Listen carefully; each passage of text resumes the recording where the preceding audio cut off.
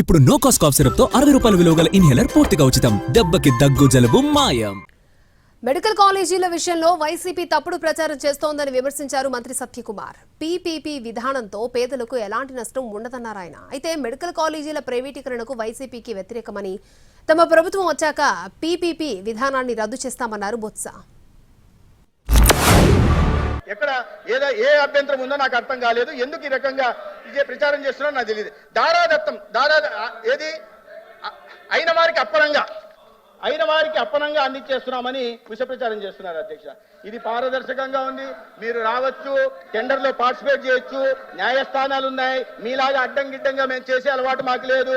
లేదా land టైటింగ్ act వచ్చి ప్రభుత్వ భూముల్ని, ప్రైవేట్ భూముల్ని, చుక్కల భూముల్ని లేదా వివాదాస్పద భూముల్ని లక్షల ఎకరాలను దోచేయాలనే ఆలోచన ఉన్న ప్రభుత్వం మాది కాదు. పేదల పట్ల, ప్రజల పట్ల, వైద్య విద్యార్థుల పట్ల, రాష్ట్ర అభివృద్ధి పట్ల, రాష్ట్ర సంక్షేమం పట్ల చిత్తశుద్ధి కలిగిన నాయకత్వం ఈ రాష్ట్రంలో ఉందనే విషయాన్ని వాళ్ళు అర్థం చేసుకోవాలి అధ్యక్ష.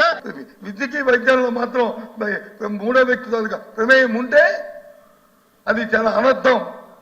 ఈ రాష్ట్రానికి అనర్థం, ప్రజలకు చాలా నష్టం. దాని కాబట్టి అందుకని ఎక్కువగా మా సభ్యులందరూ అన్ని విషయాలు మాట్లాడారు. ఆ సభ్యులు కూడా అన్ని విషయాలు మాట్లాడారు. మేము మాత్రం ఈ విధానానికి పూర్తి వ్యతిరేకం అధ్యక్ష. ఎంతవరకైనా మా సభ్యులు చెప్పినట్టు పోరాటం చేస్తాం అధ్యక్ష. ఒకవేళ తప్పించండి ఎవరైనా సరే మళ్ళీ చెప్తున్నాం అధికారపూర్వకంగా. ఇవాళ మేనేడ్గా ఏ ఒక్క సంస్థ తీసుకొచ్చి దీంట్లో వ్యాపారం చేస్తాము ఎవరైనా కోర్టు చేసినా ప్రజల మద్దతుతో మళ్ళీ వస్తాం అధ్యక్ష. తప్పకుండా వాటిని రద్దు చేసి ప్రజలకు మళ్ళీ తీసుకొస్తాం అధ్యక్ష.